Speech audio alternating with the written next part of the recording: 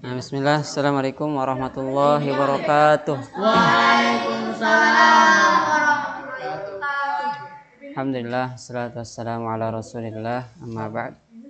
Allahumma inni as'aluka ilman nafi'an wa na'udzubika min ilman la yanfa'. Alhamdulillah, puji syukur kehadirat Allah Subhanahu wa taala. Salawat dan salam kita kirimkan kepada Nabi kita Nabi Allah Muhammad sallallahu alaihi wasallam. Alhamdulillah, ananda sekalian, santriwan yang saya banggakan dan insya Allah sama-sama dimuliakan dan dirahmati Allah Subhanahu wa taala. Alhamdulillah, pada maghrib ini seperti biasa kita akan melanjutkan serial tahsin klasikal yang dimana kita kemarin sudah membaca ya. Jadi kita sekarang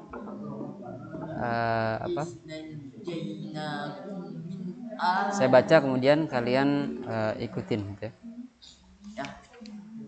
Jadi kembali kita ingatkan ya, untuk seperti yang kemarin saya bilang ya, Allah pasti akan memberi pertolongan kepada orang yang menumpahkan semua potensinya ya, semuanya gitu. Jangan setengah-setengah. Mungkin yang lebih pintar dari saya mungkin setengah-setengah, tapi coba maksimalkan. Ya, maksimalkan. Nah, sekarang kita lanjut ke ayat 39 sampai ayat 53. Ya, silakan dibuka dulu.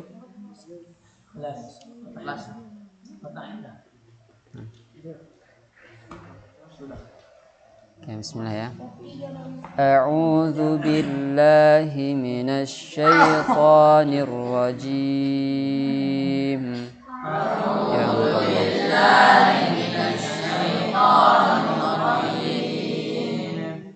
Bismillahirrahmanirrahim. Bismillahirrahmanirrahim.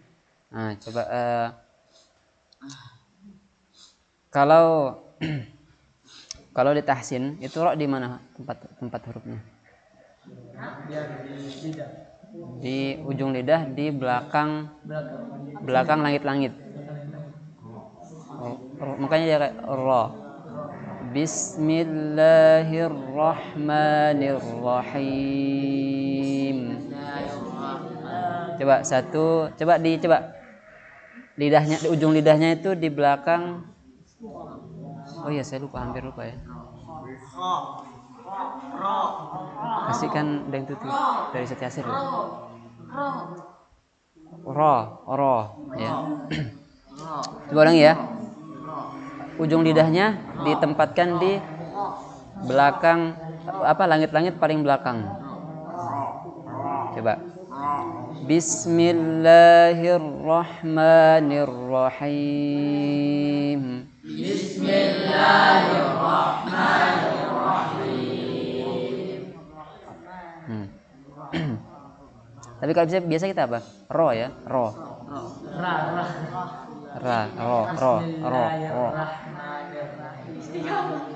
Ro. Yang biasa bilang ra itu kan bisa dilatih sebenarnya, ya.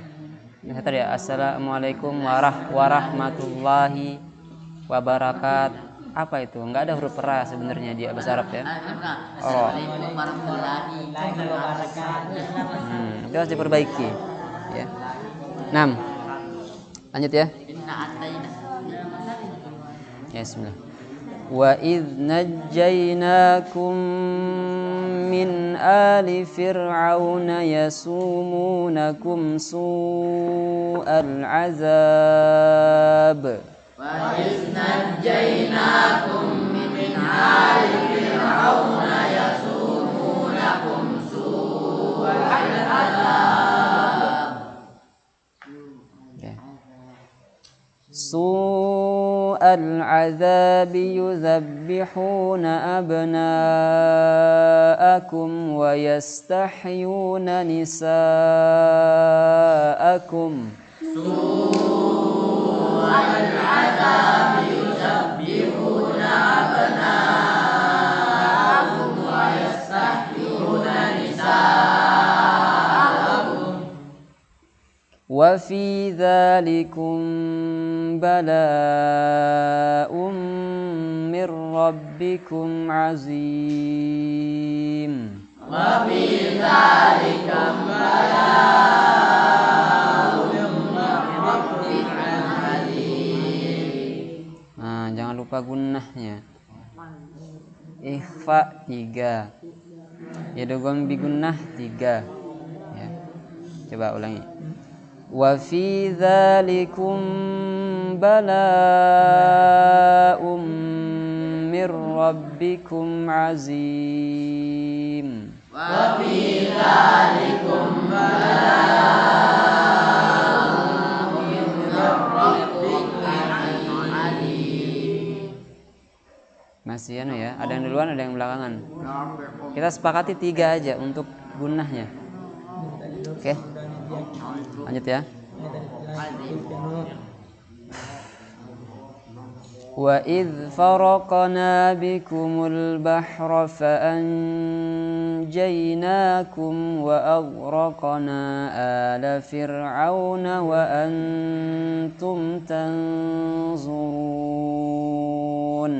Wa idz faraqna bikumul bahra fa anjaynakum wa aghraqna ala fir'auna wa antum tanzurun. Oh iya, tadi kelupaan ya. Itu harusnya 4 ya.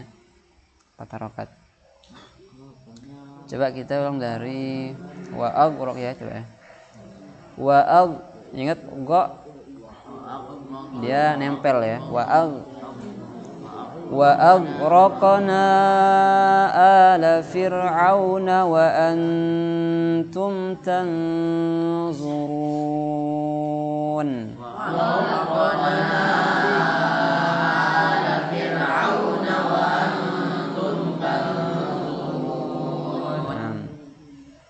Wa idh wa'adna Musa 40 laylatan thumma ittakhadhtumul ijla min ba'dihi wa antum zalimun. Wa idh wa'adna Musa 40 laylatan thumma ittakhadhtumul ijla min ba'dihi wa antum zalimun. Oke, mumtaz ya. Lanjut. Thumma afawna ankum min ba'di dzalika la'allakum tashkurun. Thumma afawna ankum min ba'di dzalika la'allakum tashkurun. Oke, shin ya. Wa idh atayna Musa al-kitaba wal furqana la'allakum tahtadun. Wa idh atayna Musa al-kitaba wal furqana la'allakum tahtadun. Balik lagi tuh. Nah. Oke. Nah, itu untuk hari ini ya. Cukup untuk pertemuan kali ini. Jadi kita yang penting konsisten ya. Walaupun mungkin dapatnya 10 menit, 12 menit, ya 13 menit. Oke. Tapi kita prinsipnya ini juga bisa dipakai ke semuanya ya. Semuanya, seperti misalnya amalan kecil yang kalian mau terapkan apa misalnya? Sedekah sedikit aja, 2.000 tapi tiap hari. Konsisten gitu. Sedekah kemana? Misalnya saya mau sedekah ke orang yang misalnya yang paling rajin misalnya, atau supaya karena kalau kita kasih makan orang yang rajin, itu kalau asbabnya karena dia bisa hidup hari itu, ya maka amalan yang diamalkan terus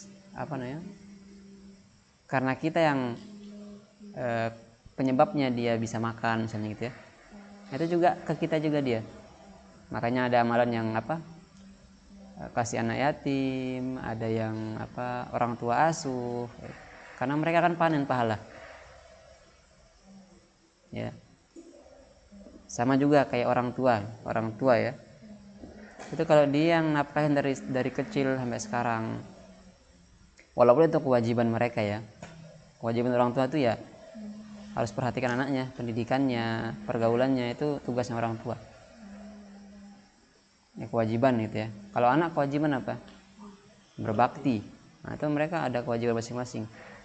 Tapi kita pakai hadis kita ya, jangan mentang-mentang orang tuanya nggak menunaikan kewajibannya terus tiba-tiba kita bilang gitu ya, nggak bisa, nggak boleh ya. Kita fokus sama dalil kita ya, kita anak ya berbakti, itu aja cukup. Kalau misalnya orang tua tidak menunaikan haknya, kewajibannya, ya tanggung sendiri akibatnya, yang penting kita selamat. Nah, itu poinnya. Sama juga sekarang nih kita di sini ya, contoh saya lah gitu ya, seharusnya ya saya fokus sama dalil saya sendiri, karena saya sekarang posisinya sebagai pembina di sini, ya fokus sama bagaimana dalil-dalil pembina ya, harus sebagai contoh. Begitu juga kalian, seharusnya guru tuh tidak tidak sama tadi ya, tidak menggunakan dalil ke murid. Oh murid nih kamu segini gini, terus kapan nasihatinnya? Kalau gitu kan nggak bisa gitu. Kapan dong? Caranya gimana? Nah, ada kisahnya siapa ya? Saya lupa. Imam siapa gitu? Imam siapa? Salah satu imam lah. Itu dia ngelihat muridnya buka majelis. Jadi sebenarnya syarat seorang murid itu dibolehkan untuk membuka pengajian kalau di Islam ya, itu license dari gurunya. Nggak bisa dia tiba-tiba buka, nggak boleh ya. Jadi ada license, oh kamu boleh buka majelis, itu dari gurunya. Jadi nggak bisa dari masyarakat, nggak bisa dia tiba-tiba secara society lah ya, memang dari gurunya. Oh kamu boleh sekarang, kamu boleh buka majelis. Nah itu caranya. Jadi satu ketika gurunya ini ngelihat muridnya buka majelis, memang udah dibolehin, tapi muridnya ini buka majelis di tempat terbuka lah gitu ya. Jadi muridnya itu di tempat yang teduh ya, ada lah. Jadi siang hari ada tempat teduh dia, sedangkan jamaahnya di panas-panas. Wah, ada nggak beres nih kata gurunya. Langsung jam 1 kalau nggak salah ya, pokoknya tengah malam, gurunya ngetok kayak orang ketakutan gitu, nyari sana lihat, Assalamualaikum. Muridnya kaget, saya kenapa tiba-tiba jam segini, datang jam segini, itu malam sekali, tengah malam. Dia diam-diam, bisi-bisi, dia nasihatin tadi saya lihat antum buka majelis ya, dan antum tempat teduh sedangkan jamaahnya di tempat yang panas. Coba nanti jangan diulangi lagi gitu, sama gitu. Jadi sama itu dinasihatin gitu. Nah, itu contoh gitu ya. Seharusnya guru tuh gitu nasihatin muridnya ya. Harusnya gitu ya. Sama juga murid juga sama, tapi masing-masing lah ya, kalian pakai hadis masing-masing, dan guru juga harusnya pakai dalilnya sendiri. Dan itu itu juga kalau kita pelajar psikologi barat juga ya sama, penelitian sekarang yang bisa bilang kemarin penyerangan itu defense otomatis, apalagi dapat umum ya.